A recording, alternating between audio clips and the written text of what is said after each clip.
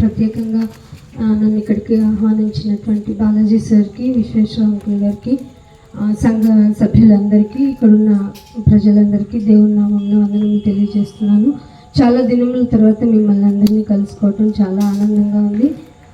మనం కలుసుకునే విధానము దేవుని కొరకైనది అనేది నాకు ప్రత్యేకంగా చాలా ఆనందాన్ని కలిగించే విషయం.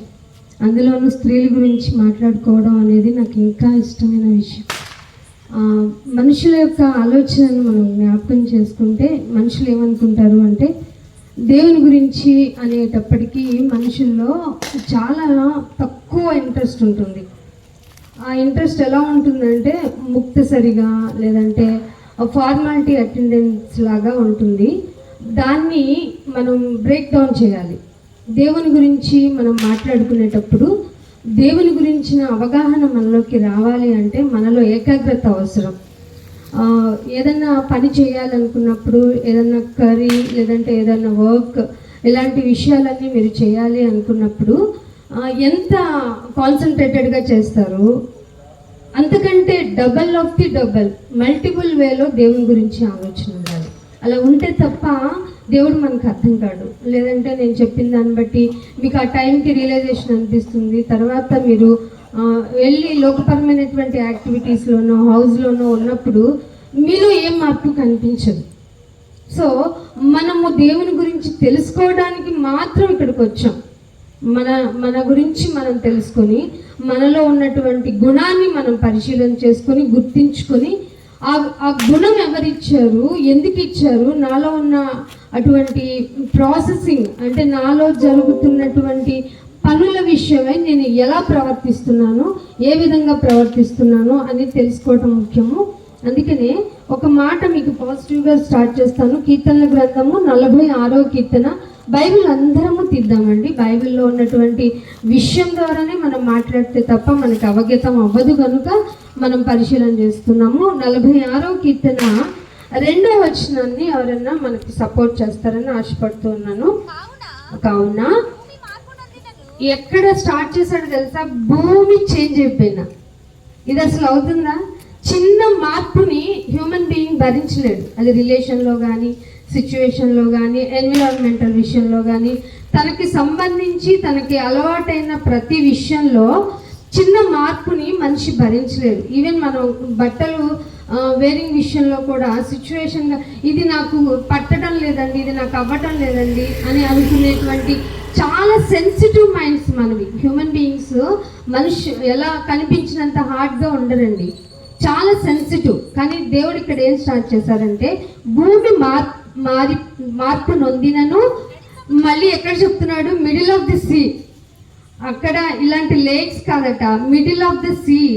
ఆ నడి సముద్రంలో ఉండిపోయాను నేను, నా బ్రతికంతా నడి సముద్రంలో ఉండిపోయింది అని అనుకునే నీ గురించి కానీ, ఇలాంటి భూమి మార్పు చెందినా కానీ, పర్వతములు హైయెస్ట్ టవర్ లాగా ఎవరెస్ట్ ఉన్నా కానీ అది కూడా మునిగిపోయినా వాటి జలములు ఘోషించిన, నురగలు కట్టిన, ఆ పొంగుకు పర్వతములు కదిలిన మనము భయపడము. ఇంత స్టామినాగా, ఇంత స్ట్రాంగ్గా ఉమెన్ కనుక ఉండకపోతే, మనము గట్టిగా ఉన్నవాడైనా అనువాడైనా అల్ఫా ఓమిగా అయినా మొదటివాడని కడపటివాడని అని చెప్పుకున్న మన దేవుని గురించి మనం ఎలా ప్రొక్లెయిమ్ చేయగలం? సో మనమే చాలా స్ట్రాంగ్గా ఉండాలి. ఎక్కడివి తీసుకొచ్చారు చూడండి. భూమి కదిలితో ఉండగలం. చిన్న వైబ్రేషన్ వచ్చింది అనుకోండి, ఎర్త్ వైజ్గా ఇక్కడ ఏదైనా చిన్న కేకే అనుకుందాం, కేక్ వచ్చింది అనుకోండి, మనం ఏమన్నా మనలో ఎలా ఉంటుంది మన ఫీలింగ్ చెప్పండి. కానీ బైబిల్ ఏం చెప్తుంది? You don't fear. చెప్పింది బైబిల్, గాడ్ వర్డ్. ఇది మనుషులు చెప్పట్లా. కామన్గా మనం చిన్నదానికి లేబర్ పెయిన్స్ అప్పుడో, లేదంటే ఏదన్నా ఆపరేషన్స్ అప్పుడో, హాస్పిటలైజ్డ్ అయినప్పుడు ఎవరన్నా వచ్చి మనకి ఏం చెప్తారు? భయపడతామా, జాగ్రత్తగా ఉండమ్మా అంటే అదొక ధైర్యం. ఇప్పుడు చెప్తుంది ఎవరు మనకి? సాక్షాత్తు మనల్ని క్రియేట్ చేసిన భగవంతుడు. ఆ భగవంతుడు మనకు చెప్తున్నారు, నువ్వు భయపడొద్దు. ఎప్పుడు భయపడొద్దు నాయన? చిన్న జ్వరం వస్తే భయపడొద్దు అంటున్నాడా? భూమి కదిలినా అసలు ఇక్కడే నాకు మైండ్ బ్లాక్ అయింది. భూమి కదిలితే నేను ఎట్లా భయపడకుండా ఉన్నాను అనిపించింది. ఇంకేం చెప్తున్నాడు, నడి సముద్రంలో నువ్వు వెళ్ళిపోయినా, నడి సముద్రంలోకి నువ్వు వెళ్ళిపోయినా యూ డోంట్ ఫియర్ అని చెప్తున్నాడు. ఇలాంటి మనస్తత్వం ఉమెన్గా మెన్గా మనకి ఉండకపోతే ఈ కడవరి దినాల్లో, ఈ కృపా కాలంలో దేవుని గురించి నువ్వెలా రిప్రజెంట్ చేయగలుగుతావు? అస్సలు చేయలేం సరికదా. మనమే ఇంట్లో ఒక క్వశ్చన్ మార్క్ అయిపోతాం. అందుకనే ఒక మాట చూపిస్తాను. కీర్తనలోనే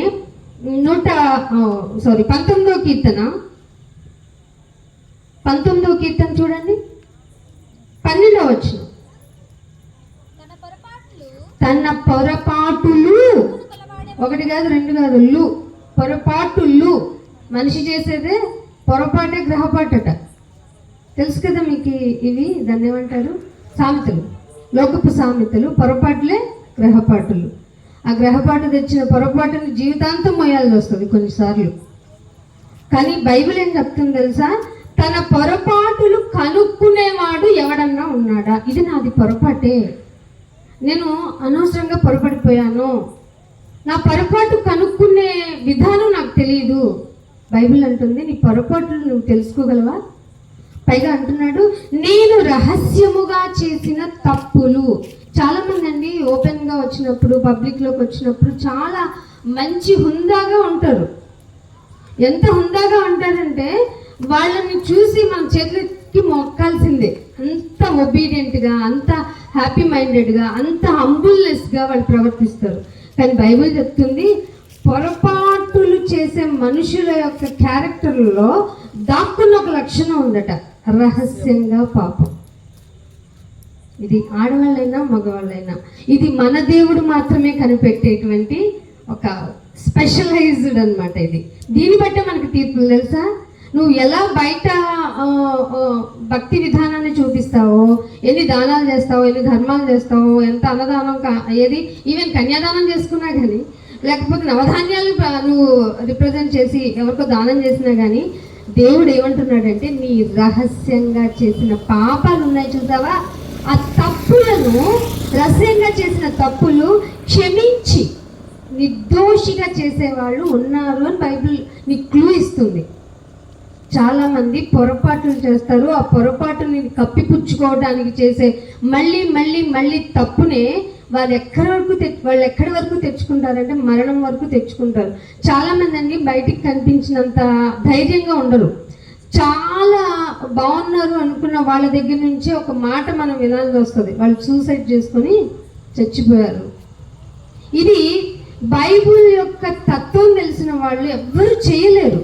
ఎందుకంటే సూసైడ్ అనేది తెలుగులో ఏమంటున్నారు? ఆత్మహత్య అంటారు. ఆత్మకి హత్య చేసేంత క్యాపబిలిటీ ఈ ప్రపంచం దాటి ఎక్కడా లేదు. అది తప్పు. ఆత్మ చనిపోదు. ఇది క్రైస్తవ్యము అనేటువంటి మార్గములో మాత్రమే తెలిసిన నిజమైనటువంటి ఒక ట్రూత్ అన్నమాట. ఆ నిజాన్ని మనం ప్రొక్లైమ్ చేయడానికి ఉండాలి. ఆత్మను చంపనేరలేము. ఈ ఆత్మని చంపలేము అని తెలిసిన వాడు, నేను చచ్చినా నా ఆత్మ చావదు కాబట్టి చచ్చినంత కాలం, అంటే నేను చచ్చిపోయేంత కాలం నేను ఇక్కడ బ్రతకాల్సిందే. అంటే నేను చచ్చిపోయేంత కాలం బ్రతకాల్సిందే అంటే ఎవరో నన్ను రిలీజ్ చేయాలి ఇక్కడ నుంచి, అంతేనా కదా? ఆ రిలీజ్ చేయాల్సినంత వరకు నేను నమ్మకంగా ఉండాలి, రహస్య పాపం కూడా చేయకుండా. ఈ రహస్య పాపం కూడా చేయకుండా ఉండడం అవుతుందా? ఖచ్చితంగా అవుతుంది. ఎలాగంటే దేవుని యొక్క మాట నీ హృదయంలో ఉంటే తప్ప ఏ పాపం చేయటానికి కాదు కదా, తలంచుకోవడానికి కూడా నువ్వు ఇష్టపడవు. అందుకే ఇంకొక మాట చూపిస్తాను. ఇదే కీర్తనలో 147వ కీర్తన, 147వ కీర్తన తీస్తాము.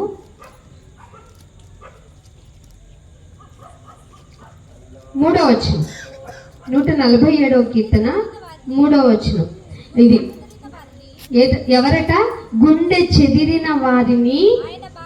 గుండె చెదిరిన వారిని అంటే హార్ట్ బ్లాక్ అయిన వాళ్ళని అది కాదు, ఇక్కడ ఫ్యాటీ హార్ట్ అయిన, ఫ్యాటీ లివర్ అయిన వాళ్ళని కాదు. అవి కామన్గా ఆయన స్వస్థపరిచే క్యారెక్టర్ అయిందే. చాలామంది ప్రాస్పరిటీ గాస్పెల్ అని చెప్పేసి వాళ్ళని అట్రాక్ట్ చేయమని చేద్దామని చూస్తున్నారు. అది వాళ్ళు చేసేది రాంగ్ ప్రొక్లైమింగ్.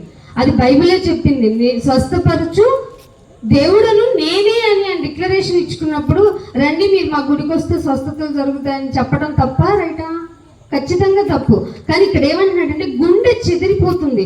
కొన్ని ఇక్కడున్న మన జీవన శైలిలో, మన రిలేషన్స్లో కానీ, మనం అప్రోచ్ అయ్యే పర్సన్స్ని కానీ, మనం మాట్లాడే విధానంలో, ఎందుకు మన ఫ్యామిలీలోనే మన పర్సన్స్ మన అనుకున్న వాళ్ళే మన గుండె కోసేటువంటి మాటల ప్రయోగం చేస్తారు.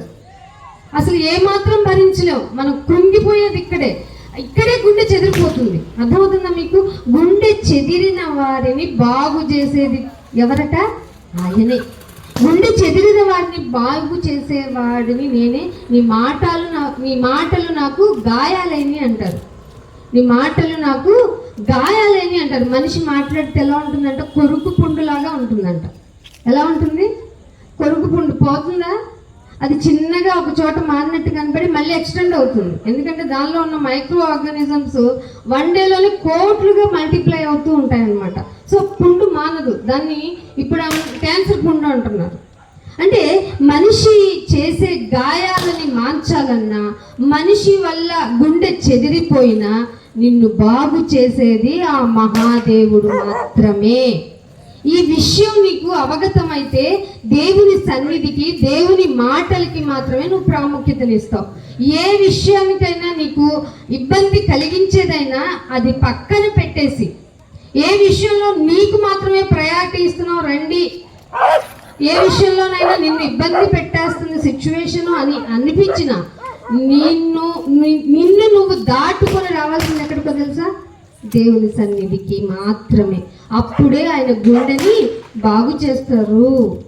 నలిగిన హృదయానికి ఆయన దగ్గరగా ఉంటారు. నీకు తెలుసు కదా, విరిగి నలిగిన హృదయానికి ఆయన ఆసన్నుడు. మీకు విరుగుతోందా? మనసు నలుగుతుందా? విరిగి నలిగి ఉండకుండా మీ జీవితంలో ఏం సాధిద్దామని? మిమ్మల్ని మీరు కాపాడుకునే విధానంలో నన్ను ఎవ్వరు హట్ చేయకూడదు, నేను ఎవరిని హట్ చేయను అంటే నువ్వు ఎవరిని హట్ చేయకపోవడం నీ చేతిలో ఉంది. కానీ నిన్నెవరైనా హట్ చేయడం నీ చేతిలో లేదే. అర్థమవుతుందా మీకు? చుట్టూ ఉన్న మనుషులు మంచివాళ్ళు అనుకోవడం నీ పొరపాటు. నేను మాత్రమే మంచివాడిని, మంచిదాన్ని అనుకోవటం కూడా అంతకన్నా పొరపాటే. కాబట్టి మీరు ఆలోచించుకునే విధానంలో, మిమ్మల్ని మీరు ప్రొటెక్ట్ చేసుకునే విధానంలో మీరు ఏం చేయాలంటే విరిగిపోవాలి. ఏ గాయం తగిలినా, ఏ బాధ కలిగినా మిమ్మల్ని మీరు ప్రొటెక్ట్ చేసుకోవాల్సింది మనుషుల యొక్క ఓదార్పు కలిగిన మాటలతో కానే కాదు. ఇక్కడ పొరపడుతున్నారు. క్రిస్టియానిటీలో క్రైస్తవ ఉమెన్స్ అనేవాళ్ళు దేని మీద పేసే వాళ్ళ జీవనాన్ని కొనసాగించాలంటే దేవుని మాట మీద మాత్రమే. ఇది అవగతం అవక ప్రతి విషయంలోనూ మిమ్మల్ని మీరే నెగిటివ్ చేసుకొని, మీరే డిప్రెషన్లోకి వెళ్ళి దేవుని పని విషయానికి వచ్చి మీలో శక్తి లోపం కనిపిస్తే దేవుడు మిమ్మల్ని ఎందుకు పోషించాలి? తెలిసి ఆయన పని చాలా ప్రాముఖ్యము, కోత చాలా ఉంది అని మోటివేట్ అయ్యి ఇక్కడికి వచ్చాం కదా లోకాన్ని వదిలేసి. అలాంటప్పుడు మీరు మిమ్మల్ని కాపాడుకునే విధానంలో మనుషులు ఏదో అంటున్నారని మిమ్మల్ని మీరు ఫీల్ అయిపోయి మిమ్మల్ని మీరు తక్కువ చేసుకునే విధానంలోకి ఎందుకు వెళ్తున్నారు? అందుకే అంటున్నాడు, ఏదైనా బాగు చేసేవాడిని నేను. సో నువ్వు ఎక్కువ ఎవరితో గడపాలి? అక్క ఏం చేస్తున్నావు, అన్న ఏం చేస్తున్నావు, లేనిపోనివి. అన్నిటికంటే మెయిన్గా మన దగ్గర ఉన్న పాయిజన్ థింగ్ ఒకటి ఉండింది. ఏంటిది? Androids phones, touchable phones. దీనిలో దొరకంది, తెలియంది, అసలు ఏది చూడకూడదో అన్ని దీనిలో దొరుకుతున్నాయి. ఏ విధంగా మనిషి ప్రవర్తించకూడదో అన్నీ. ఎంత విలువైన సమాచారాన్ని ఇది అందిస్తుందో అంతకంటే ఘోరంగా నిన్ను డిస్టర్బ్ చేసే విధంగా కూడా ఫోన్ ఉంది. ఈ ఫోన్ కన్నా కూడా నువ్వు ఎటువైపు ఉండాలి? దేవునితో ఎక్కువ ఉండాలి. ఇది సాధ్యం అవుతుందా? సాధన చేస్తే అవుతుంది. భక్తి సాధన చేసుకోవాలి. భక్తి సాధన లేకుండా ఓన్లీ అటెండెన్స్ వైజ్ ఏదో చర్చ్లోకి రావాలి, అటెండెన్స్ వేసుకోవాలి. అయ్యగారు ఏదో చెప్తారు, నాకు నచ్చిన మాటకి నా బ్రెయిన్ అలర్ట్ అవుతుంది, నచ్చిన దానికి చిన్న న్యాప్ వేస్తాను, ఇదిగో ఈ లోపు చందా పాట అంటారు, లాస్ట్ బ్లెస్సింగ్ అంటారు, వెళ్ళిపోతాను ఇంటికి. ఇంటికి వెళ్ళిన తర్వాత నీ కథ మామూలు అవుతుంది. చిన్నదానికి విసుక్కుంటావు, చిన్నదానికి ఇబ్బంది పడిపోతావు, ఊరికే టీయరింగ్, ఫియరింగ్. వీటి వల్ల నువ్వు ఒక మంచి సోల్జర్ అని ఎలా చెప్పుకోగలుగుతావు? అసలే దేవుడు మన మీద పెద్ద హోప్ పెట్టుకున్నా తెలుసా మీకు? కీర్తన 68లో ఒక మాట చూడండి. కీర్తనలు 68వ కీర్తన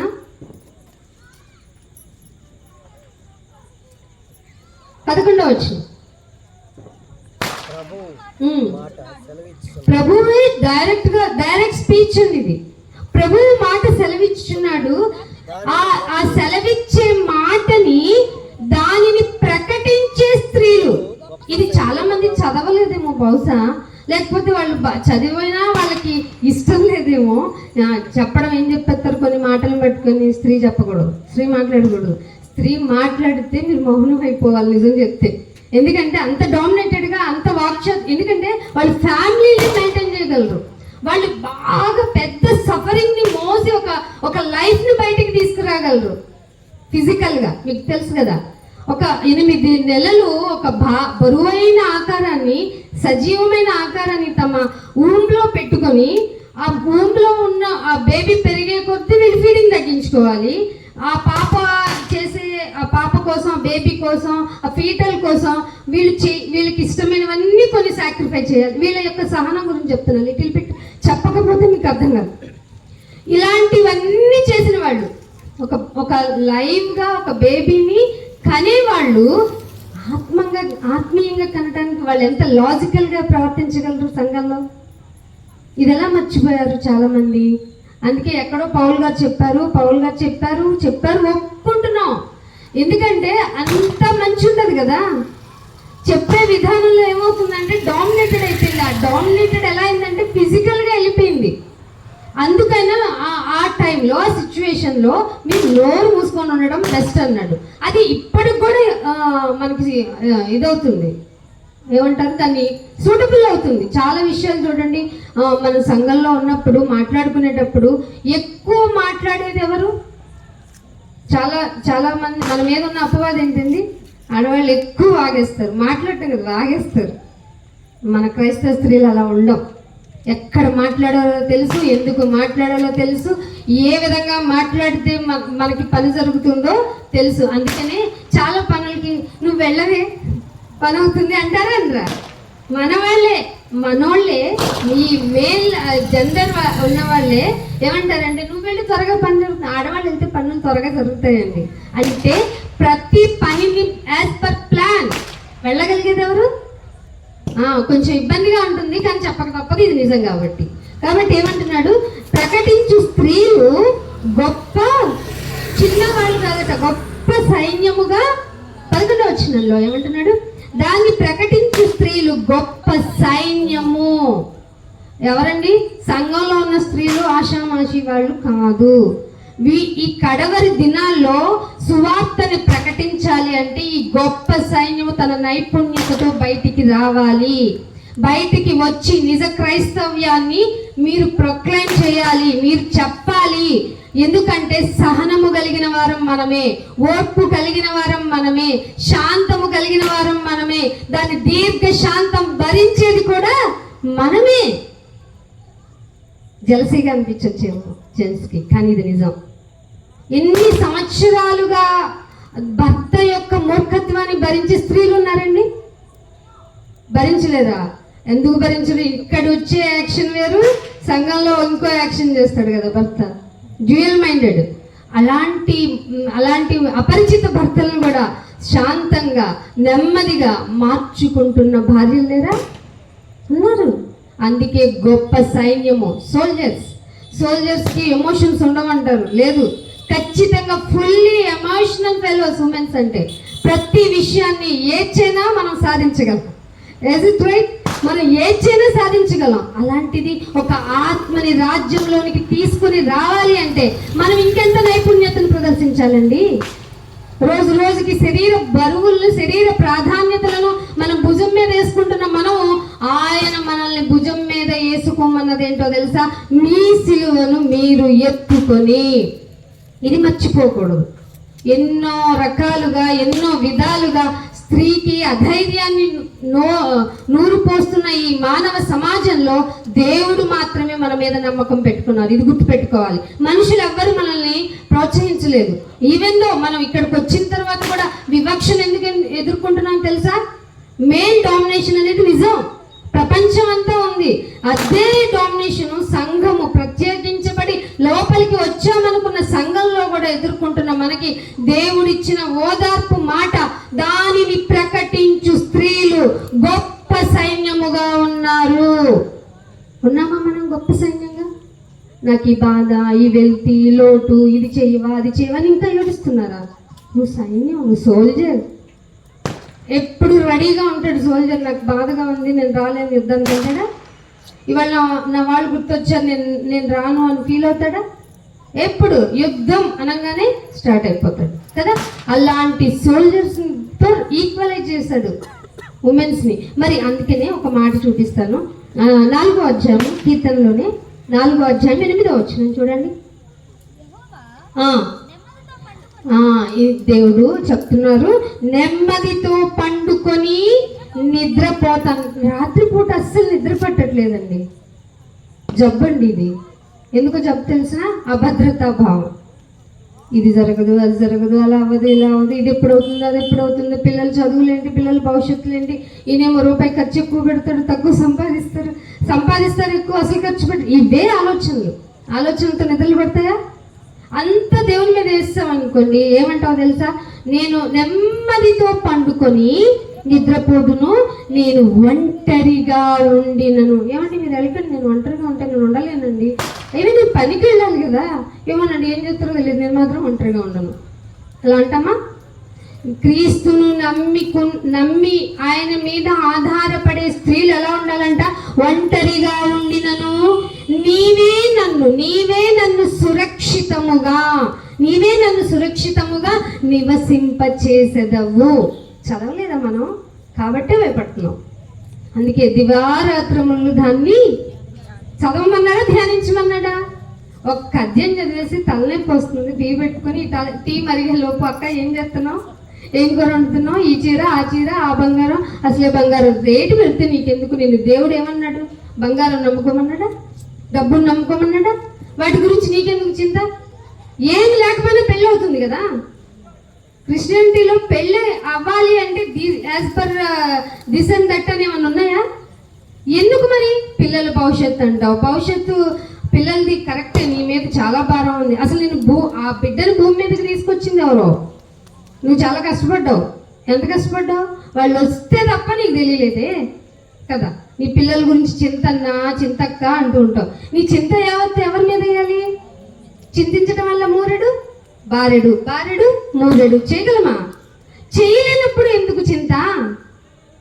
కావాలని చింత పెట్టించేవాడు నీలో ఉన్నాడు. ఎందుకంటే నువ్వు బలహీనరాలు. ఈ బలహీన తత్వం నీలో ఇమిడిపోయి నీ రక్తంలో కలిసిపోయింది. అందుకే ఏమంటున్నాడంటే, నేను పండుకొని నన్ను చదవండి. ఎంతో వచ్చినలో నెమ్మదితో పండుకొని నిద్రపోదును, ఒంటరిగా ఉండినను నీవే నన్ను సురక్షితంగా, వెరీ వెరీ ప్రొటెక్టివ్ మేనర్లో ఉంచేది ఎవరు అనుకున్నావు? భర్త కాదు, ఫాదర్ కాదు. కాదంటే ఇక్కడ మళ్ళీ రాంగ్ వేకి వెళ్ళకండి. అసలు టోటల్గా నిన్ను కాపాడుకునేది వాళ్ళ చేత కాకపోయినా, వాళ్ళు లేకపోయినా, వాళ్ళ లేక ప్రెజెన్స్ అయిపోయినా నిన్ను కాపాడుకునేది ఆ సాక్షాత్తు నిన్ను కన్నవాడు. ఆయనకే బాధ్యత ఎక్కువ. వన్ ఫైన్ డే ఏమండి మనం పెళ్లి చేసి పంపించి ఏమంటారు, మనం చాలా మంది ఫాదర్లు ఏమంటారు, అమ్మా ఇక నుంచి ఆయిల్ నీదే, నువ్వు వెళ్ళి అక్కడ ఉండమ్మా అని అంటారు. అదేంటి 20 years దాకా నేను ఇక్కడే ఉన్నాను, నాదే అనుకున్నాను, నా రాజ్యం అనుకున్నాను, సరే పంపించావు కదా అని మనం అత్తగారి ఇంటికి వెళ్తే వాళ్ళు ఏమంటారు, కోపం వచ్చినప్పుడు పోయే బయటికి, ఇది నీ ఇల్లు కాదు అంటారు కదా.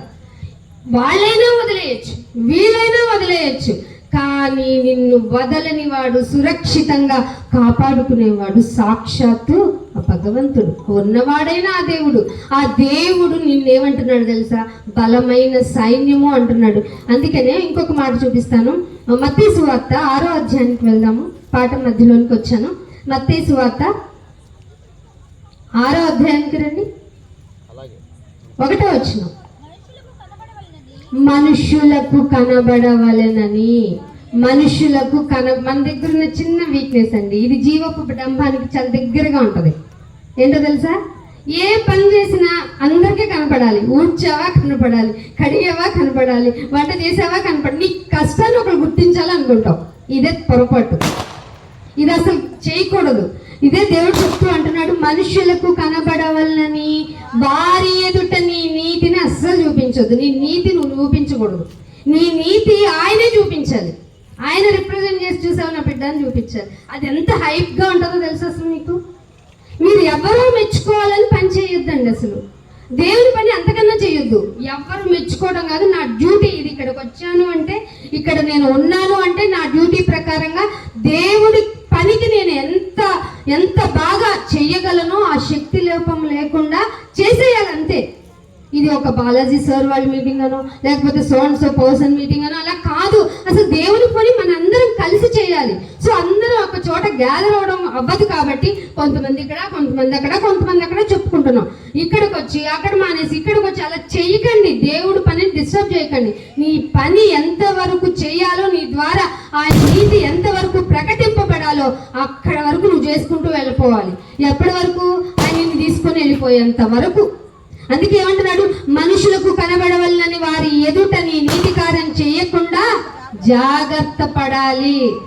ఎవరిది అమ్మో ఇంతమంది ఉన్నారు, నేను చేసేది ఏమైనా హైలైట్ అవుతుందో, ముందు నన్ను నేను అవాయిడ్ చేసుకోవాలి, జాగ్రత్త పడాలి. చాలా మంది మనలో ఉన్న వీక్నెస్ ఇదే. చాలా బాగా నేను చాలా మంది అబ్జర్వ్ చేశాను, అనాలిసిస్ చేసుకొని మరి చెప్తున్నా. మనం చేసే పనులు ఎవరన్నా గుర్తించాలి. అయ్యో నేను నలిగిపోయాను, గిన్నెలు కట్టుకొని నలిగిపోయాను, బట్టలు ఉతుక్కొని నలిగిపోయాను, వంట చేసి నలిగిపోయాను, నాకేనా ఇంతమందికి వండి పెడుతున్నాను, నన్ను ఎవరు గుర్తించరేంటి?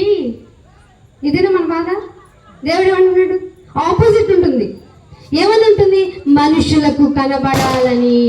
ఏమండి, లోకపరమైనటువంటి పనుల గురించే దేవుడు అలా చెప్పుకుంటే ఇంకా ఆయన పని చేసేటప్పుడు గురించి ఇంకెలా చెప్పుకుంటారు?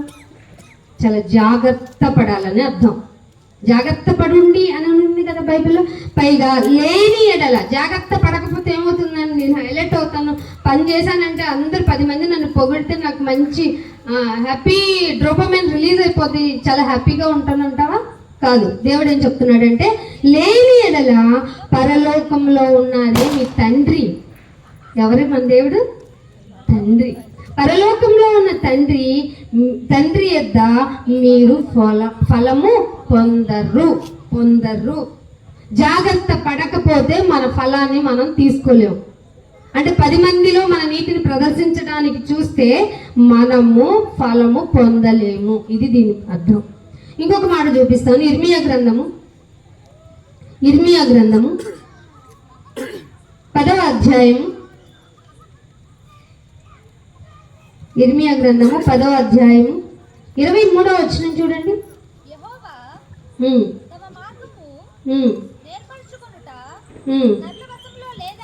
తన యెహోవా అని కామా ఉంది కదా, తమ మార్గము నేర్పరచుకొనుట నరుల వశములో లేదు. ఇది నిజం, ఒప్పుకోవాలి. చాలా మంది మనం ఒక ప్లాన్ చేస్తాం, మన గురించి ఒక ప్లాన్ పెట్టుకుంటాం, మన పిల్లల గురించి ఒక ప్లాన్ పెట్టుకుంటాం, అవన్నీ అలాగే జరగాలి అనుకుంటాం. కానీ బైబిల్ ఏం చెప్తుందంటే, తమ మార్గము నెరవేర్చుకొనుట నరుల వశంలో లేదు. ఇది ఈ సబ్జెక్ట్కి the base of the bone. ఏమంటున్నాడు? నరుల వశంలో లేదని మనుషులు తమ ప్రవర్తన యందు సన్మార్గములో ప్రవర్తించుట. ఏంటో అస్సలు మ్యాచ్ అవట్లా ఇది. అందుకే మ్యాచ్ అవ్వదు, నీ ఆలోచనలకి మ్యాచ్ అవ్వందే దేవుని మాట. ఏమంటున్నాడంటే, మనుషులు తమ ప్రవర్తన యందు సన్మార్గమును ప్రవర్తించుటం కూడా వారి వశంలో లేదు. నాయన మారలేదు, ఆయన ఇష్టం ఉంచుకున్నాడు. నువ్వు భరించు సిలువ. ఏమో బహుశా నీ నీతిని, నీ విశ్వాస్యతను, నీ శాంతమును, దీర్ఘశాంతమును పరీక్షించడానికి నీ ఇంట్లోనే నీకు విరోధంగా ఏదైనా ఉండదేమో. అది మనిషి రూపేణా. వాళ్ళు పద్దాక నీ మీద ఏదో ఒక నింద వేస్తూనే ఉంటారు, పద్దాక ఏదో ఒకటి నీ మీద చెప్తూనే ఉంటారు, నిన్ను పాయింట్అవుట్ చేస్తూనే ఉంటారు. నువ్వు మార్చుకోవాలేమో. ఎలా ఎందుకు ఆలోచించాం మనం? నన్ను అనేసారు అంటే ఏమైంది? నీ బాడీలో ఒక పార్ట్ ఏమైనా విరిగి పడిపోయిందా? అవ్వలేదు కదా. పోనీ విరిగింది మనసు అయినప్పుడు అక్కడ నేను ఆదుకునేవాడిని నేనన్నాడు కదా దేవుడు. ఇవెందుకు ఆలోచించాం మనం? ఏమంటున్నాడు? తమ మార్గము నెరవేర్చుకొనుట. నా మార్గాన్ని నేను నెరవేర్చుకోవడం నా చేతిలో ఉంది తెలుసా, నా రూల్స్, నా లైఫ్ తెలుసా మీకు అని చెప్పుకుంటాం. బుక్స్లో అలాగే రాసుకునేవాళ్ళు, మా లిస్ట్ ప్రకారం ఈ డేలో ఈ టైం టేబుల్ ప్రకారం నేను చేసేస్తాను. కానీ మనం చేసేది ఏంటి చివరికి స్టూడెంట్స్గా? నిద్ర, అలసిపోయాం, 4 కాఫీలు, అస్సలు ర్యాంక్ కొట్టలేవు. అదే పెద్ద ఉమెన్స్గా వర్కింగ్ ఉమెన్స్ అనుకోండి, ఈ టైంలో ఈ పని చేసేయాలి, ఆ పనులు చేసేయాలి, ఈ పని చేయాలి, ఆ పని చేయాలి, ఏది చేయలేము అలసట తప్ప. సో మన చేతిలో ఏది ఉండదండి, ఏది ఉండదు. హౌస్ వైఫ్ కూడా చూడండి, నేను ఇక్కడ పని చేస్తాను, అక్కడ మీటింగ్ అటెండ్ అవుతాను, ఇటు పెళ్ళికి వెళ్ళొస్తాను. ఎలా అవుతుంది? అవ్వదు. ఏదైనా ఒక దానికి నువ్వు ఫిక్స్ అవ్వాలి. అలా అయినా కూడా నీ మార్గాన్ని నీవు ఏర్పాటు చేసుకోవడం అనేది నీ చేతిలో లేదు. సో నువ్వు చేయాల్సిందల్లా ఏంటి? నాయన నీ చిత్త ప్రకారంగా నా మార్గాన్ని స్థిరపరచు అని నేర్చుకోవాలి. బైబిల్ మాటల ప్రకారం మీ ప్రార్థనలు ఇలా చేయకుండా మన ఇష్టానుసారంగా ఉన్నాము అనుకోండి, మనలో మిగిలేది వేదన, రోదన, అంతకు తిప్పి ఏమి ఉండదు.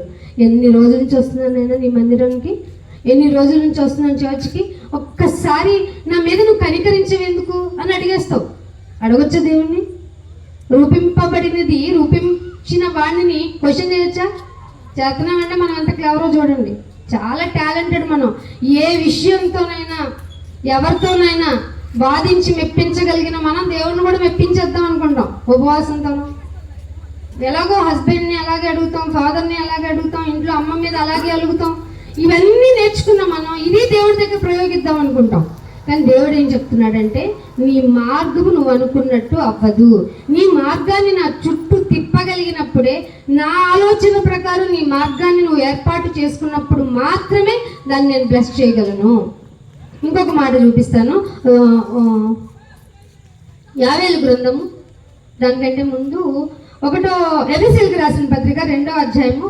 మీకు అందరికీ తెలిసి మాట. ఎఫెసీయులకు రాసిన పత్రిక 2వ అధ్యాయము 10వ వచనం.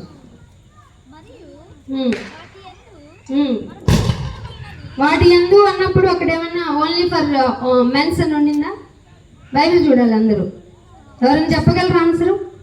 వాటి యందు మనము అంటే దానిలో మెన్ అండ్ ఉమెన్ ఉన్నారా లేదా? ఉన్నారు కదా. ఎక్కడో ఒక మాటను పట్టుకుని ఒక చర్చికి సంబంధించి చెప్పిన దాన్ని పట్టుకుని మీరు ఎలా చెప్పగలరు? అందరూ పిలువబడింది ఆయన కార్యములను చేయటానికే, ఆయన యందు మనం నడుచుకునే వాళ్ళని దేవుడు ముందుగా సిద్ధపరిచిన సత్క్రియ చేయడానికి. సత్క్రియ గుడ్ వర్క్స్, సత్యముతో కూడిన వర్క్స్ చేయడానికి పిలువబడ్డాం మనందరం. ఈ మాటలు వినటానికి నీకు బోర్ అనిపించినప్పుడు పని చేయడానికి నీకు ఎలా మనసు వస్తుంది కదా. కాబట్టి ముందుగా సిద్ధపరిచిన సత్క్రియలు చేయడానికి మనములో ఉమెన్ ఉన్నాము కాబట్టి మనం మరింత జాగ్రత్త కలిగి ఆయన పనులు చేయడం అత్యవసరం. అందుకనే ఇంకొక మాట చూపిస్తాను. సామెతల గ్రంథం 3వ అధ్యాయము, సామెతల గ్రంథము 3వ అధ్యాయము 5వ వచనం. 3వ అధ్యాయము 5వ వచనం. ఇది మెయిన్ ఇంపార్టెంట్. మనం చాలా విషయాల్లో ఏ బుద్ధిని ఆధారం చేస్తాం? అందుకే చాలా మంది కుక్క బుద్ధి, నక్క బుద్ధి, మన బుద్ధులకి పెట్టే పేర్లు అవే కదండి. అందుకే దేవుడు దాన్ని మరీ మనల్ని ఎలా అంటే మనం బాధపడిపోతామని, మీ స్వబుద్ధిని ఆధారం చేసుకోవద్దు. మీ స్వబుద్ధిని ఆధారం చేసుకోనుక నాయన కొంచెం ఇక్కడ కొంచెం అక్కడ అని, నేను పిల్లల మీద నాకు కొంచెం మనసు ఉంది, భర్త మీద కొంచెం మనసు ఉంది, విడిచొచ్చిన మా పేరెంట్స్ మీద కొంచెం ఉండింది, నా రిలేషన్స్, నా బ్లడ్ రిలేషన్స్ వాళ్ళ మీద కొంచెం మనసు ఉంది నాయన, వాళ్ళ మీద మనసు పీకుతుంది, అందుకే అప్పుడప్పుడు అమ్మగారింటికి వెళ్ళొస్తా అన్నాడా? అనలేదు. ఏమంటాడంటే, నీ స్వబుద్ధిని ఆధారము చేసుకొనక నీ పూర్ణ హృదయం, అంటే టోటల్గా ఎవరి మీద డిపెండ్ అవ్వాలి? అస్సలు నచ్చదు మనకి, అస్సలు నచ్చదు. ఎందుకంటే మనం అలా మింగిల్ అయిపోయాం కదా. మన అటాచ్మెంట్స్ అన్నీ ఎవరితో? పిల్లలతో, తల్లిదండ్రులతో, అమ్మ నాన్నతో, బ్లడ్ రిలేషన్తోనే కదా. వాళ్ళు దాటి రమ్మనగలమా? రమ్మంటే వస్తామా? కానీ దేవుడు యేసుప్రభువు వారు ఏం చెప్పారు? నన్ను వెంబడించాలి అనుకుంటే ఎవరిని వదిలిపెట్టాలి? తల్లినైనా, తండ్రినైనా, అక్కజెల్లెనైనా, చివరికి నిన్ను నీవే ఉపేక్షించుకోవాలి. క్రైస్తవ్యంలో ఇది అర్థం కాక చాలామంది ఏంటన్నా ముందు సంఘం అంటావు, ప్రార్థనలు అంటావు, మీటింగ్లు అంటావు, డబ్బులన్నిటి ఖర్చు పెట్టమంటావు, పిల్లలు వాళ్ళు నేను ఎలాగన్నా బతికేది? బతికైతే నిన్ను నువ్వు పోషించుకో, కానీ మనల్ని పోషించేది ఎవరు? ఆ మైండ్ సెట్ లేదనుకో, నువ్వు పని చేయవు కదా, దేవుడి మాట చెప్తున్నా, నీలో నెగిటివిటీ రన్ అవుతూనే ఉంటుంది. నీ స్వబుద్ధిని ఆధారం చేసుకొని కానీ పూర్ణ హృదయంతో యెహోవా యందే అంటే ఉన్నవాడైన దేవుని యందే నమ్మకం ఉంచు. So what have to do నాయనా అంటే 6వ వచనంలో చెప్తున్నా, నీ ప్రవర్తన అంతటిని, సగం భర్త కూడా ఇవ్వద్దు, నీ ప్రవర్తన అంతటిని నువ్వు ముందు నీ ప్రవర్తన అంతటిని దేవునికి ఇచ్చేసావనుకో, మిగిలిన వారందరికీ నువ్వు ఒబీడియంట్ గానే అయిపోతావు తెలియకుండానే. అసలు ఆయన నువ్వు ఎవరికి బ్యాట్ తేకూడదో తెలుసా? దేవాతి దేవునికి బ్యాట్ చేయకూడదు, బ్యాట్ తేకూడదు, ఆయన నామానికి మనం నెగిటివిటీ తేకూడదు. నీ ప్రవర్తన అంతటి యందు ఆయన అధికారమునకు, నాయన నువ్వు చెప్పింది, నీకు ఇవ్వని పిల్లల్ని ఓకే నాయన, నీకు ఇస్తాను పిల్లల్ని, వాళ్ళు ఏడుస్తూనే ఉంటారు, వాళ్ళు మొండి వాళ్ళు నువ్వు భరించాలి. భరిస్తావా? భరించం నాయన. మన ఈ మధ్య ఏదో ఒక స్టేట్లో ఇద్దరు పిల్లలు ఉంటే గవర్నమెంట్ జాబ్ పోతుందంటే ఒక పిల్లల్ని తీసుకెళ్ళి రాతి కింద పెట్టేసిందంట. అంటే అంత కఠినంగా ఉందా లోకం? అసలు సున్నితత్వం కదిలిస్తేనే కన్నీళ్ళు వచ్చే మన మనసుల్లో పిల్లల్ని ఘోరంగా పూడ్చిపెట్టేంత కఠిన హృదయం ఎందుకు వస్తుంది? నీ ప్రవర్తన మీద నువ్వే అధికారం తెచ్చుకున్నావు కాబట్టి. అర్థమవుతుందా? మన ప్రవర్తన అంతటిని ఆయన అధికారానికి ఒప్పుకోవాలి. చచ్చినా ఒప్పుకోం మనం. ఉండునైనా నువ్వు ప్రతిదానికి అడ్డొస్తావు వాక్యం పెట్టుకొని. ఎలా నాయన ఈ లోకంలో ఏమండి, నేను చాలా ఫీల్ అవుతుంటాను, ఇంత ఫ్రీ విల్ ఇచ్చావేంటి నాయన భూమి మీద మాకు, అడుగు వేస్తే ఇందుకు వేసావేంటని అడగవే, మాట్లాడితే ఇందుకు మాట్లాడేవేంటని అడగవే. ఎంత ఫ్రీ విల్ ఇచ్చావు, కానీ నా కోసం బతకమన్నావు. కానీ నువ్వేం చెప్పిన మాటని నీ ప్రవర్తన అంతటా నా అధికారానికి ఒప్పుకో అంటే ఏంటి? బలవంతటం పెట్టడం అది, నీకు నువ్వు సమర్పించుకోవడం. అది అక్కడ కూడా నువ్వు మమ్మల్ని బలవంతం చేయలేదేంటి? ఒప్పుకో అంటే దానివల్ల మనకే లాభం కదా. ఒప్పుకో, అప్పుడు ఆయన నీ త్రోవలను స్ట్రైట్ గా చేసేస్తాడు. ఏంటో నా జీవితం అంతా వంకర దింకరా అంటావా? ఖచ్చితంగా నీ ప్రవర్తన ఆయన అధికారానికి ఇవ్వలేదు. అందుకే ఇల్లంతా డిస్టర్బెన్స్ గా ఉండింది, రిలేషన్స్ అంతా గోల్గోల్గా ఉండింది అంటే నీ ప్రవర్తనే బాగాలేదు. ఎందుకంటే నీ ప్రవర్తన యొక్క అధికారాన్ని ఎవరికి ఇవ్వలేదు? సాక్షాత్తు ఆయనకి ఇవ్వలేదు. నిన్ను తీసుకొచ్చి భూమి మీద శరీర ఆకారంతో నింపి నిన్ను ఉమెన్ గా పెట్టి నీ ద్వారా రీబర్త్ చేయించడానికి ఒక అవకాశం కల్పించిన ఆ దేవాది దేవునికి మొక్కుపోవడం ఏంటి అధికారం? ఆలోచించారా? అందుకే నేను చెప్తున్నాను, ఎప్పుడైనా మీ మైండ్లో ఏ డెసిషన్ తీసుకోవాలనుకున్నా ముందు మీరు ఏదో అందరి ముందు, ఇందాక చెప్పాను కదా, అందరి ముందు మీ నీతి ప్రదర్శించాలని ఏ పని చేయకండి. మీరు మనసులోనే ఉంచి, నాయన నాకు విషయం అంతగా తెలియదు, ఏదైనా నీ అధికారానికి ఒప్పుకున్న నాకు మంచేదో చెడేదో నీకు మాత్రమే తెలిసిన నేను నీ మీద ఆధారపడిన నాకు ఒక త్రోవనివ్వండి నాయన అంటే ఇమీడియట్గా స్ట్రైట్ వే దొరుకుతుందట మనకి. ఎంత ఈజీ అండి లైఫ్ క్రిస్టియానిటీలో బతకటం. మనమే కొన్ని పద్ధతులు, కొన్ని నిబంధనలు మన లైఫ్కి పెట్టుకొని, దేవుడా నాకేంటి ఇలా చేసావు, నన్నే అన్యాయం చేసావేంటి అని తిరిగి ఎవరిని క్వశ్చన్ చేస్తాం మనం? ఆ దేవుణ్ణి. తప్పు ఎవరి మీద మోపుతున్నావు? పాపం చేస్తున్నావు. ఆయన మీద మోపడం అంటే తప్పు సామాన్యమైన విషయం కాదు. అందుకనే ఒక మాట చూపిస్తాను. ఇదే సామెతల్లో 19వ అధ్యాయం 13వ వచనం చూడండి. 19వ అధ్యాయము సామెతల్లోనే, బుద్ధిహీనుడకు కుమారుడు తన తండ్రికి చేటు తెచ్చును. ఇక్కడ ఒక నెగటివ్ థింకింగ్ వస్తుంది మన మీద. భార్య తోడి పోరు, మనతో పెట్టుకుంటే తెల్లవార్లు పోరే కదా, అదే చెప్పింది బైబిల్. భార్య తోడి పోరు ఎడతెగక పడుచు ఉండే, ఇలా చేస్తావు, అలా చేస్తావు, అప్పుడు చేస్తావు. అసలు పెళ్ళైన మొదటి రోజు నుంచి మొదలెడతాం, పెళ్లి చూపుల రోజు నుంచి మొదలెడతాం మనం. ఈ సెకండ్ వరకు ఏం జరిగిందో తెల్లవాళ్ళు చెప్తాం. మనకు అలవాటు కదండి, మనకు అంత మైండ్ అంత బాగా గుర్తుంటాయి. దేవుడి మాట, దేవుడి వాక్యం అంటే అది విన్నట్టుంది కానీ గుర్తు రావట్లేదు ఫ్రెండ్స్. రీసెర్చ్లో తెలిసిందట, మనిషి అంట నెగిటివ్గా జరిగింది 20 years వరకు గుర్తుపెట్టుకుంటాడంట. గుడ్గా ఉన్నది, పాజిటివ్గా ఉన్నది వీక్ కూడా, ఒక వారం కూడా గుర్తుపెట్టుకోడంట. వాళ్ళే అంటే మనిషికి మంచి అనేది కొద్ది రోజులే గుర్తుంటుంది. అందుకే మనకు పోరు ఎక్కువ ఉంది. దేవుడు ఏమంటున్నాడంటే, నేనే నీ పాపాల గురించి మర్చిపోతే నువ్వేంటి నీ హస్బెండ్ గురించి తెల్లారులు పోరాడుతున్నావు అంట. ఏమంటున్నాడు? భార్య తోడ పోరు ఎడతెగక పడుచూ ఉండు బిందువులతో. బాగుంటుందా? ప్రెజెంట్గా ఉంటుందా? ఈరోజు వర్షం పడింది కంటిన్యూగా. ఎలా ఉంది? స్టార్టింగ్ టైం చాలా బాగుంది, మంచి వేడిగా కాఫీ తాగుదామా అనిపించింది. తీరదు, ఏంటి వర్షం పోదు, ఏంటి ఇంకా పోలేదు, అబ్బా ఏంటి వర్షం అనిపించిందా లేదా? అంతకంటే ఘోరం అంట మనతోటి ఇరిటేషన్ అంట లైఫ్. ఒక పార్ట్నర్తో ఎలా బిహేవ్ చేయాలి అనేది బైబిల్ చెప్తుందంటే నమ్ముతారా మీరు? వదిలేయండి మీ ప్రవర్తన అంతటిని. నాయనా నా మనసు బాధపడింది, నా మనసు గాయపడింది, ఇదిగో ఈ విషయం వల్ల నేను చాలా హర్ట్ అవుతున్నాను, కానీ నీకు మాత్రమే చెప్పుకుంటున్నాను, ఈవెన్ నా పార్ట్నర్ కూడా నేను చెప్పను నేను. ఎందుకంటే నా బాధని, నా నలిగిన హృదయాన్ని చూసేది ఎవరు? ఆయన చూడ్డు. చెప్పకపోతే నాకెలా తెలుస్తుంది అంటాడు, అవునా కదా? సో ఆయన చెప్పాల్సిన అవసరం లేదు. చెప్పాల్సింది ఎవరికి? అదృశ్యుడైన దేవునికి మనం ప్రజెంట్ చేసుకోవాలి. అందుకే ఇదే 21వ సామెతలు, ఇదే సామెతల్లోనే 21వ అధ్యాయం 9వ వచనం. ఎవరట? మంచి వాళ్ళం, సున్నితత్వం కలిగిన వాళ్ళం. ఎలా అయిపోయింది చూడండి, గయ్యాలి.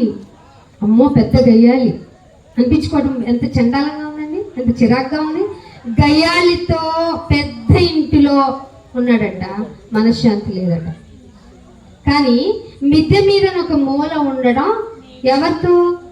గయ్యాలితో పోరు పెట్టుకోవడం కన్నా మిద్దె మీద ఒక చిన్న రూమ్ వేసుకొని ఉండడం, అంత సపరేట్ అయిపోవాలనుకుంటారట. సో మనం గయ్యాలిగా ఉంటే మన పార్ట్నర్ ఎలా ఉంటారు? అక్కడక్కడ తిరిగి వస్తాడు. ఎక్కడికి వెళ్ళాలంటే ఇక్కడే ఉన్నాగా అంటాడు, ఎక్కడికి వెళ్తున్నా అంటే ఇక్కడికి వెళ్ళొస్తా అంటాడు, ఎక్కడికి వెళ్తున్నాడు పేరు చెప్పరు. సో నువ్వు గయ్యాలిగా ఉండడం నీకే ప్రాబ్లం. పార్ట్నర్తో నీకు ట్రాన్స్పరెన్సీ ఉండదు. ఇది పబ్లిక్గా చెప్పడం చాలా అవసరం. చాలా మంది బయట మనకు తెలియదు, మన ఇండియన్ కల్చర్లో లేదు, కానీ అవుట్ ఆఫ్ కంట్రీలో ప్రతి ఒక్కళ్ళు మానసిక రోగులుగా తయారైపోయి వెళ్ళి డాక్టర్ దగ్గర కౌన్సిలింగ్స్ తీసుకుంటున్నారు. ఒక మనిషితో బిహేవియర్ చేయాలంటే వాళ్ళు నాకు అపోజ్ చేసి మాట్లాడితే నేను ఎలా బిహేవ్ చేయాలి, ఆ మాటను నేను తట్టుకోలేను, దాని గురించి నాకు నిద్రలు పట్టట్లేదు, సో నాకు కౌన్సిలింగ్ చేయండి అన్నారు. ఇప్పుడు కనుక అదే ఇండియాలో ఇప్పుడు ఇంకా కొద్దిగా రావాలి మార్పు. అందరూ మానసిక రోగుల దగ్గర, డాక్టర్ దగ్గరికి, సైకాలజిస్ట్ దగ్గరికి వెళ్ళక్కర్లేదు, కానీ బైబిల్ దగ్గరికి వస్తే చాలు. ఎందుకంటే ఇది బైబిల్ ఎవరో రాసింది కాదని మీకు తెలుసు. సాక్షాత్తు ఆ భగవంతుడు మనకి ఇచ్చిన అడ్వైజెస్తో కూడిన మాటలు కాబట్టి ఆయన చెప్పే మాటతో క్యూర్ అయిపోతుంది అంది. అందుకే అంటున్నాడు మూల ఉండకూడదు, మన మూల ఉండేలాగా మన భర్తని, మన భర్తననే కాదండి, ఏ రిలేషను మన వల్ల మన సరౌండింగ్లో ఏ రిలేషను మన ద్వారా సఫర్ అవ్వకూడదు. అంతే. నువ్వు సఫర్ అయినా పర్లేదు, నువ్వు బాధపడినా పర్లేదు, నువ్వు బాధపడాలి కూడా. నువ్వు బాధపడితేనే చూసేది ఎవరు? వాళ్ళు ఎన్నైనా అనుకోండి, వాటి ఏం ప్రాబ్లం మనకి? నువ్వు బాధపడ్డావు, నీ కంటిలో టీయరింగ్ రావాలి, అది ఆయన చూడాలంతే. నువ్వు మాత్రం నవ్వు తెరవకూడదు, నువ్వు గయ్యాలి అనే ముద్ర వేయించుకోకూడదు. ఇవి అవసరం లేదు మనకి. మనం చాలా బాగా ఉండాలి. అందుకనే ఒక మాట చూపిస్తాను. ఇదే సామెతలో మనకి ఎంత మాట్లాడుకున్నా ఉమెన్స్ గురించి మాట్లాడుకోవాలంటే మీకు తెలిసిందేంటి? సామెతలు 31వ అధ్యాయమే కదా, దానిలో ఒక మాట చూపిస్తాను. 10వ వచనం చూడండి, సామెతల్లోనే 31:10. గుణం నేర్చుకున్న, గుణం అంటే ఇట్లా ఉండాలిరా అనే భార్యను చూపించి, గుణవతి అయిన భార్య అంట అరుదుగా దొరుకుతుందట. దేంతో ఈక్వల్ చేశారు భగవంతుడు? ముత్యాలంటే మనకి ఇష్టం. ఆ గుణవతి అయిన భార్య దొరుకుట అరుదు. అరుదు అరుదు అరుదుగా ఎందుకుంటుంది? క్రైస్తవ సంఘాల్లో కూడా గుణవతి అయిన భార్య అరుదా? ఖచ్చితంగా అరుదేనంట. ఎంత అరుదైంది అంటే ముత్యం ఎంత అరుదుగా దొరుకుతుందో అంత అరుదుగా ఉంటుందంట. అంటే అరుదుగా దొరుకుతుంది అంటే ప్రవర్తనలో ఏ మార్పు తెచ్చుకోకుండా సంఘంలో జీవిస్తుందా స్త్రీ? ఫిజికల్గా ముసుగు వేయటం నేర్చుకున్నాం, ఫిజికల్గా భక్తిగా ఉండటం నేర్చుకున్నాం, ఫిజికల్గా వైట్ డ్రెస్సింగ్ నేర్చుకున్నాం, ప్రార్థన చేసేటప్పుడు నీ ఎంత భక్తి ప్రార్థనా పర్వాలు లేదని నేర్చుకున్నాం. చూస్తే నిన్ను నేర్చుకోవాలి, నిన్ను చూసి అనిపించేంతగా ఉంది, కానీ ఇంటర్నల్గా నీ యొక్క క్యారెక్టరైజేషన్ గుణవతి కాదేమో అని ఎవరు చెప్తారు చెప్పండి? నీ ఫ్యామిలీ. ఎవరో చెప్పకూడదండి. మన సాక్ష్యం ఎవరు వాళ్ళు మనం అసలు ఇవ్వకూడదు. సాక్ష్యం అనగా ఎదుటోళ్ళు చెప్పాలి. ఆవిడ ఎంత మంచిదంటే చెప్తారు, మన గురించి చెప్పరు. ఏం చెప్తారు? గుడికి వెళ్తారు కానీ ఏ ప్రయోజనం అండి వాళ్ళ వల్ల? అవునా కదా? మన శరీరపరమైన సాక్రిఫైయింగ్స్ ఏమేమి చేసున్నామో, అంటే ఏమేమి తీసేసామో, బొట్టు తీసాం, గాజులు తీసాం, పూలు తీసాం, డ్రెస్సింగ్ కూడా చాలా తగ్గించేసుకున్నాం. ఇవన్నీ చేసిన మీరు మాట మారలేదు, ప్రవర్తన మారలేదు, మనసు మారలేదు, గడుసు దానిగా ఉంటే నువ్వు ఎలా దేవుని రిప్రజెంట్ చేయగలవు? ఇదే దేవుడు అడుగుతున్నాడు. అందుకే గుణవతి అయిన భార్య దొరుకుట అరుదు, ఆవిడ ముత్యము కంటే అరుదు అంటున్నాడు. అదే 16వ వచనం చూడండి, ఇదే అధ్యాయం 16వ వచనం.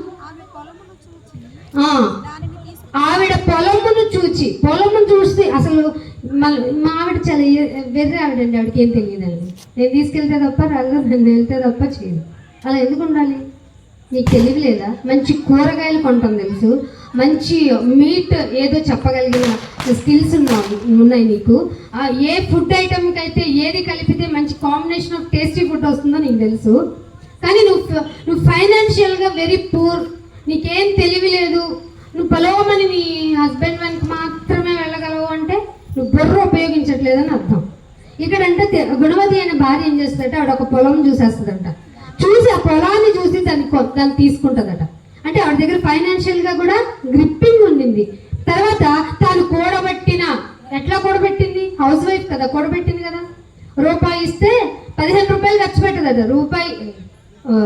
రూపాయి ఇస్తే ₹1 మాత్రమే ఖర్చు పెట్టేది. అసలు అవుతుందా మన వల్ల? షాపింగ్ మాల్కి వెళ్ళరండి, నేను వెళ్ళాను ఒక్కసారి తను తిరిగి వస్తానంటారా? ఏమండి ఈ సంవత్సరం నాకు బట్టలు వదిలింది అంటారా?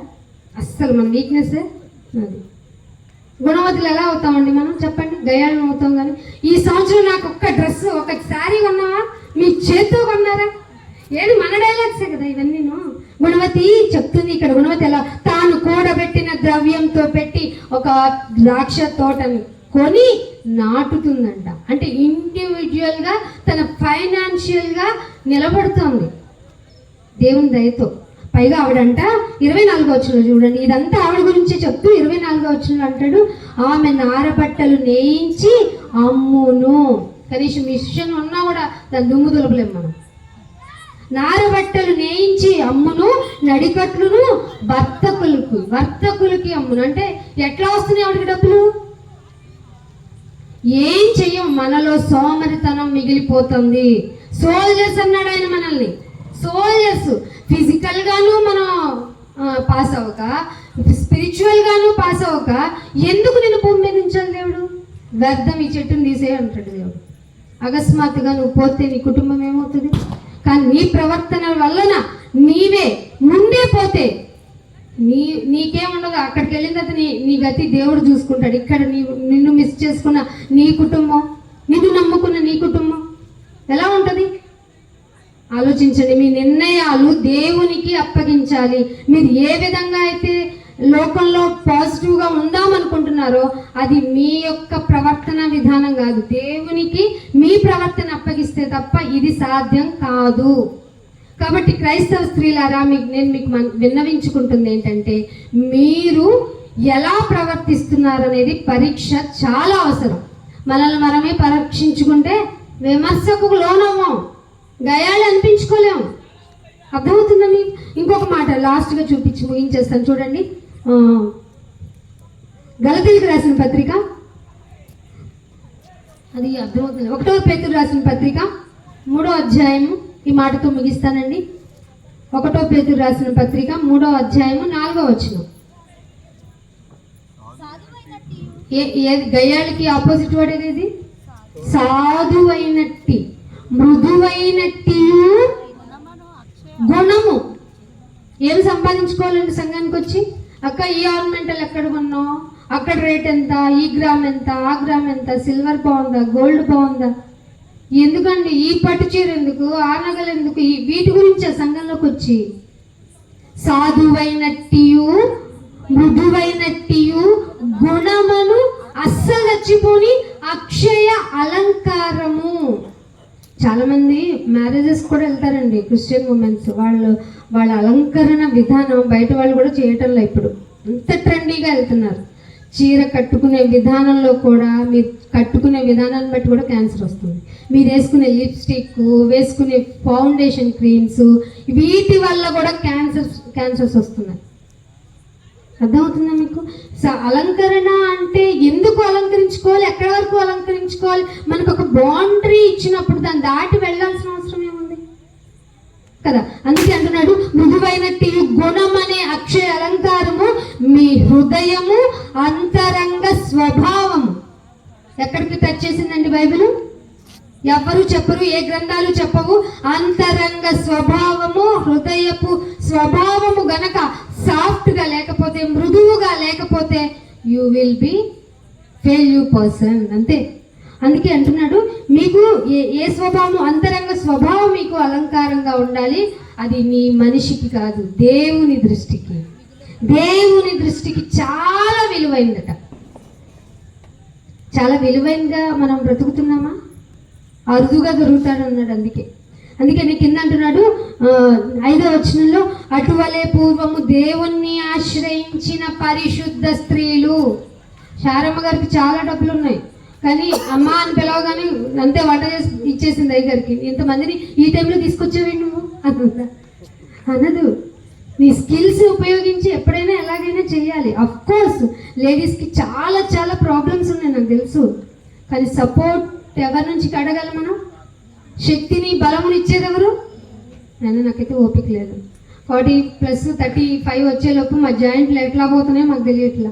కానీ నువ్వున్నావన్న ఇదితో నీ బిడ్డలకి మేము సేవ చేసే అవకాశం మాకు కల్పించావు కాబట్టి ఐ విల్ డూ అంతే అని చెప్పి మీరు మాట్లాడుకోవాలి. అందుకే అటువలే పూర్వము దేవుని ఆశ్రయించిన పరిశుద్ధ స్త్రీలు తమ స్వపురుషులకు, అయ్యా చెప్పొచ్చావు అనలా, చెప్పొచ్చావా అనొచ్చా?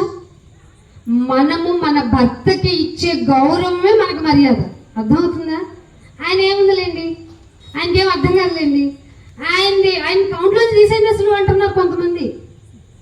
మీ స్వపురుషులకు లోబడండి అని చెప్పిన గ్రంథం ఇది, దైవ గ్రంథం. ఎంత ఫ్రీ విల్ ఇచ్చిందో అంతకంటే బౌండరీ లైఫ్ని కూడా ఇచ్చింది. నీ స్వపురుషులకు లోబడి ఉండటం వల్ల అలంకరించుకున్నామంట. భర్తను లేసి అలంకరించుకుని బయటికి పోతే మనకి ప్రొటెక్షన్ ఎలా ఉంటుంది? ఉండదు.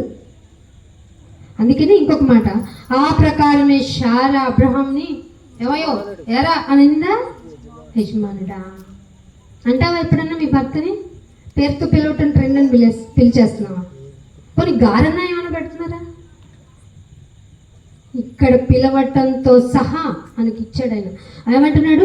అతనికి అబ్రహామును యజమానుడని పిలుచుచు అతనికి లోబడి ఉండింది. ఆవిడకేం అవసరం? ఆవిడకి ఇండివిజువల్ అధికంగా బాగుండింది, తనకు ఒక ఇండివిజువాలిటీ, తన సౌందర్య రాసి రాజు ఆవిడని కోరుకున్నారు. ఏంటి పోవయ్య అబ్రహాము, నువ్వు అసలే ముసలోడు అనిందా? అనలా, లోబడి ఉంది. మీరును, శారమ్మని తీసుకొచ్చి మనకు లింక్ చేశాడు. మీరును యోగ్యముగా నడుచుకొనుచు, యోగ్యముగా ఎవరికి యోగ్యంగా? నీ పర్సన్కి, నీ పురుషుడికి యోగ్యముగా నడుచుకొనుచు, ఏ భయమునకు, ఏ బెదురున్న ఎడల, బెదురుందనుకో పిల్లలము, భయం ఉంటే ఆవిడ పిల్లలము. ఎందుకే మీకు చెప్తున్నాను, మీరు భయపడ్డారా ఆవిడ వారసులం కాదు, మనం బెదురుగా ఉన్నామా వారసులం కాదు. మనము ఆయన పిల్లలమని చెప్పుకోవాలి అంటే భయము బెదురు లేకుండా ఉండాలి. ఆ భయము బెదురు లేనప్పుడే నువ్వు సువార్తను కూడా చాలా బాగా చెప్పగలవు. అందుకని లాస్ట్గా ఒక మాట ముగించేస్తానండి. ఫిలిప్పీలకు రాసిన పత్రిక 2వ అధ్యాయము, ఫిలిప్పీలకు రాసిన పత్రిక 2వ అధ్యాయము 12వ వచనం.